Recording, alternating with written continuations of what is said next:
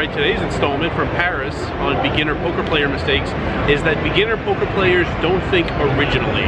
They do what they hear on the internet, they do what they hear on TV, what people tell them to do, and they don't think for themselves.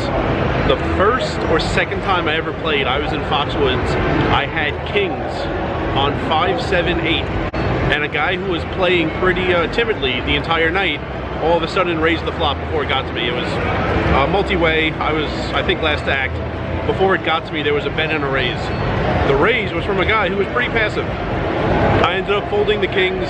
A friend of mine was at the table, that'll be important in a second, and that guy got all in with someone else and showed a straight. He had 6-9, he flopped a straight. It made sense. I was paying attention. It made sense that he had a hand better than kings, the way he played it. I folded kings. There is no site that would say fold kings in that spot, especially the year this was. This was 2012. Just get all in, and if you're behind, you're behind. Which is pretty much what my friend said on the bus ride back to the ferry. Yes, there was a bus and a ferry and a car involved. We would drive from Long Island out east. We would take a ferry across the Long Island Sound, and then we would take a shuttle bus to Foxwoods. A car, a boat, and a bus to get in a nice 1-2 session back in the day. So on the bus ride back to the ferry, I told him when I had that hand, because he was at the table, he saw it, and he said, you just got to get all in there and go broke, which I love when people say that, you just got to go broke. The answer is never losing more money, trust me. So I was thinking originally, I was like 5 or maybe 8 hours into my live poker career, and it made sense to me to fold an overpair, even though it wasn't the common choice a lot of people would make. In Council Bluffs, to combat how aggressive it is, I started doing a few years ago this back raise pre-flop. We're often so deep at such aggressive wild tables. You need to, or what I think, you need to like get people in too deep where even though they know they're probably behind, they're not going to fold because they're in too deep. So what I started doing a lot was with a hand I was willing to get all in pre-flop with, someone raises pre, I call. I don't 3-bet with one of these hands I'm willing to get all in pre with, I call.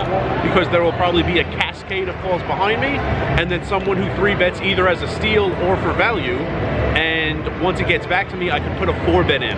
I called the original raise, and then behind me it got 3-bet, it comes back around to me, and I could put in a back 4-bet, which looks odd, and they don't love it, but they don't know what to make of it, and they're just in too deep, and we get all in. I've done that plenty of times in Council Bluffs. It's not an amazing choice for the games out here, but I think it works well in Council Bluffs. There's no training site that is going to tell you to look for back 4-bet spots.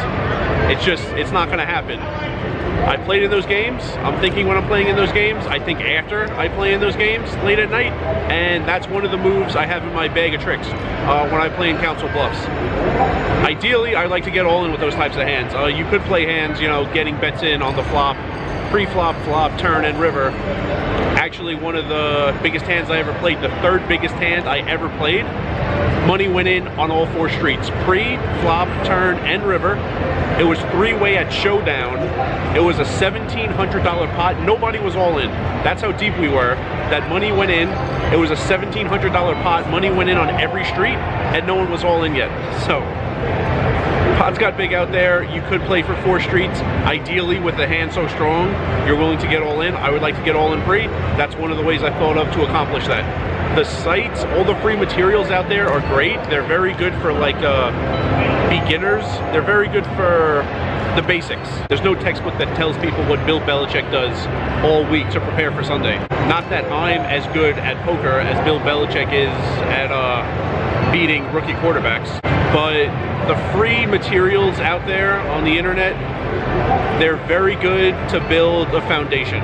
And it makes sense to me that everyone have the same foundation, but once you start playing for a long time, you should be thinking on your own.